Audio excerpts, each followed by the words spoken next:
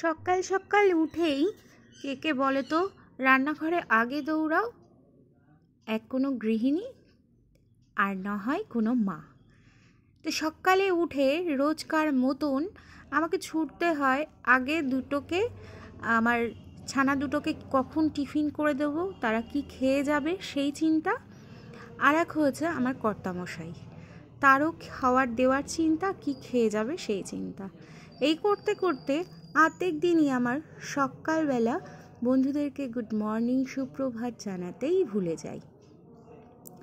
তো আজকে ভাবলাম একটু রান্নাঘরেই যাই, রান্না কি করলাম, কি টিফিন গোছালাম সেগুলোই একটু বন্ধুদের সঙ্গে শেয়ার করি।